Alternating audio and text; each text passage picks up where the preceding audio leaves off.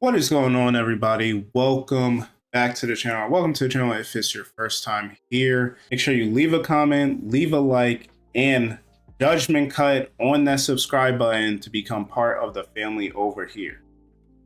Today, we are going to be talking about Devil May Cry, the anime that just came out on Netflix last week. Now, when this first got announced, I was kind of on the fence about it because we've seen, just adaptations of video games just not go so well. But recently, Netflix has really hit their stride as far as anime as a whole, and then also just anime based on video games. We can look back at a few examples. We had Cyberpunk Edge Runners back in 2022, which came at a great time for the franchise, considering people are really sour on the game after coming out in such a buggy state. But this, I can even say for myself personally, it had me get back into it. I bought Cyberpunk when it first came out, didn't really play it, and it had all the issues. But then the anime came out, and Netflix did a really good job, and a lot of people, there was a huge resurgence for it. Then, of course, you had the Castlevania series as well as Castlevania Nocturne, which was actually made by the same studio, Mirror Studio, and Adi Shankar, that actually worked on this Devil May Cry anime as well. And that's really what kind of sold me on it, to be honest. Because, like I said, at first I was a little iffy on it, but then I had seen, the 2007 anime as well. A lot of people weren't really fond of that one, but some people apparently liked it. But then for me, after watching Castlevania and Castlevania Nocturne, I was like, okay, I'll give it a shot. I think they did a really good job adapting those video games, so I think they'll do a really good job with Devil May Cry. And now, people that don't know, Devil May Cry is one of my favorite series of all time. So my first game actually being introduced to it was Devil May Cry 4. Now, you might think, why would you start with Devil May Cry 4? That's a weird entry point to the series, but actually it's because I didn't even know this series existed, but also the first three games were on PlayStation 2, which I notoriously did not have any of those systems from that generation, so I didn't know about the series. When I saw Devil May Cry 4 during like E3, I was like, oh, what is this? I need this in my life. I need to play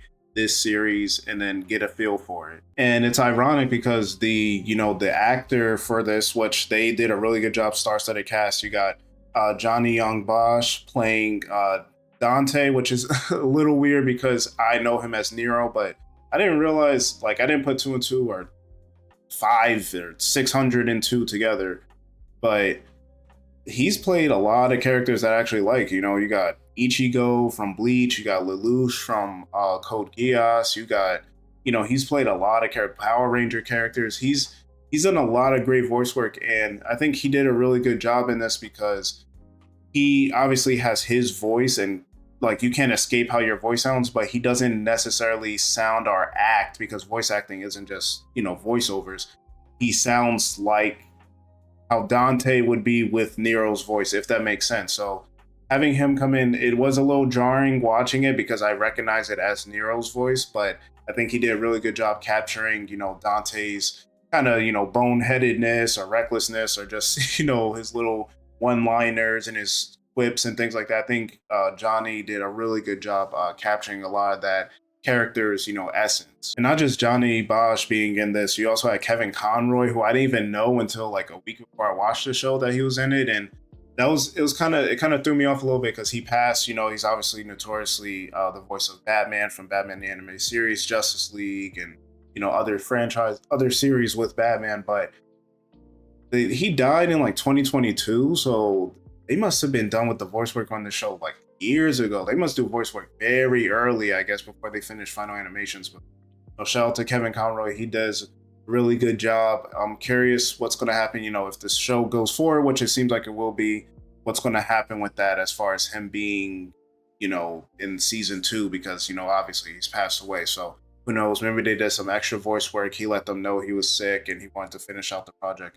Who knows? But again, great casting for him. You got Hoon Lee from Warrior in here as the White Rabbit. So very, very good casting, I think, overall for every character. Now let's talk a little bit about the story. So it's pretty straightforward, honestly. I think they took a lot of like they just assume a lot of people watching this were fans of the original, the video games and the franchise, because there's a lot of stuff that you kind of just know as you're watching it. And like, not saying they don't explain anything, but the story, it is an original story. It's not based on any video games, but it was pretty similar to what is my favorite anime of all time, Yu Yu Hakusho, just with some of the themes as far as, there's a barrier built between, the human world and the demon world. And, smaller demons can come over and big ones are being let out. And of course, there's someone plotting to knock that barrier down so that, bigger demons can come through and things like that. I thought the themes of the show's kind of deep. I mean, and a little thought provoking, not just like good versus evil. Like, there's a lot of nuance with these characters, and yes, you can argue for some people on the bad side that their measures are a little out there, right? But like, we've seen this recently in the last probably 10-15 years, where these anti-heroes are like villains, but they have kind of these thought processes and methods that are maybe kind of extreme, but they're the core of what they're saying is something to be thought about.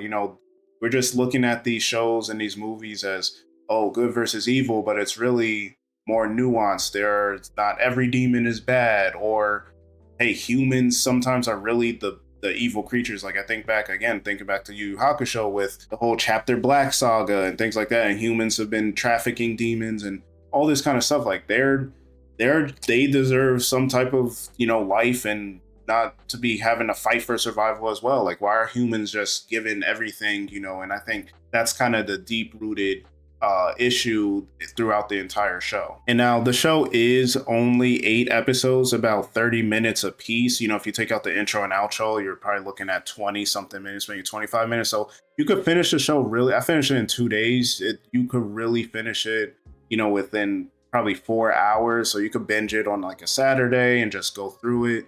But I think the pacing was done really well. And the main story is Dante, who he doesn't know he's part demon. We know, obviously, if you're fans of the franchise, son of Sparta, him and his brother Virgil, they have, half of the necklace. There's a white rabbit who appears to be a demon who's trying to knock down the barrier, let, everyone come through, because where Makai is, which is the demon realm for them, or hell, as, the humans call it, it's uninhabitable. So again, back to the themes of why are humans allowed to live carefree, and then the demons are just being slaughtered, and they're in a terrible place to live, and it's just not viable for them to be there. Now Dante is just like a bounty hunter or a devil killer for hire, and he's got to come through and realize, like, okay, there's more to life than just whatever I do on a daily. And we get introduced to Darkcom, which is the government agency that battles these demons. But humans don't know these demons exist. Like, they're just rumors. And so it's really like a race against time, with, the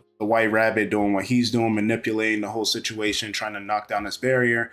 And then Dante and then Lady pops up as well as one of the main characters, and her backstory is very cool. I think they did a really good job, retelling the backstory with everyone from Dante to Lady to the white rabbit even, and they have really interesting backstories, and they kind of all intertwine into this very complex web of, okay, what is the right way to go about things? Like, Lady has terrible PTSD when it comes to demons. Dante has no idea about his past, and he's kind of just carefree, but he's a key to this big war and fight.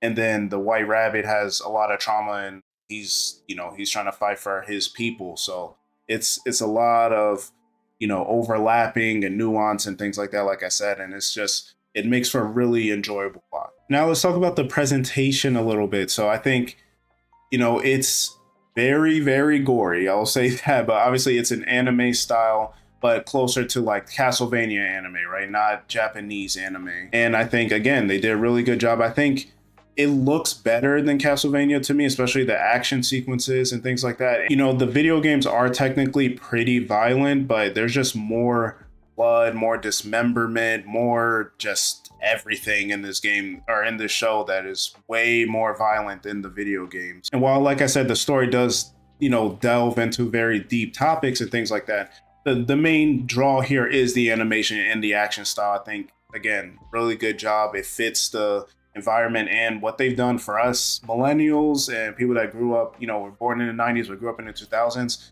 Even the soundtrack to this, you got Rage in the Machine, you got Limp Bizkit, you got Evanescence did a new original song for this, you got Green Day, you got all the, Papa Roach, you got all these early like punk rock, early 2000s, rock bands playing in the background of all these episodes. No one heard him, so don't stop touching my wiener behind that Jamba Juice. Rip my heart out of my chest and then eat it up like catnip. I am your little kitty boy. I am your kitty boy. She said you're all I ever wanted. Then she went and made out with my best friend at the skateboard skate show. Oh no, she didn't have. And it just adds to it, even some original music from the video game. So I think, again, presentation, music, voice acting, the way the style is, how they switched it up a little bit and not just stuck strictly to the video games, I think they did a fantastic job. So those are my thoughts on the anime. Again, no spoilers here or anything like that, but I do think it is worth a watch whether you are into the series or not. Capcom has been, they had a really dark beginning and middle of the last decade with a few of their releases, but ever since then, near the end of last decade and then going into this decade with a bunch of the Resident Evil 2, 3, 4 remakes, Monster Hunter Wilds just sold 10 million copies, Devil May Cry 5, the anime, they've Street Fighter 6, like Capcom's really hit their stride. They're probably one of my favorite publishers, definitely out of Japan. Sega is kind of up here just from Sonic alone, but Capcom's definitely right there for me as far as developers. So, I'm happy to see or excited to see where else they go from here. I might check out that 2007 anime because I never did, but hopefully there's a rumored reboot possibly coming. Who knows? But excited to see what they go from here. I think a Resident Evil anime will be cool. I think they should lean into Monster Hunter and doing something like that to rival. It won't rival Pokemon exactly, but I think they would get some of that fanfare as well from there. So, but we'll just have to see. You guys let me know. Did you check this anime out? Do you plan on checking it out? Definitely check it out. Let me know all your thoughts in the comment section below. Leave a like on this video. Subscribe if you have not already, and I'll catch you on the next one.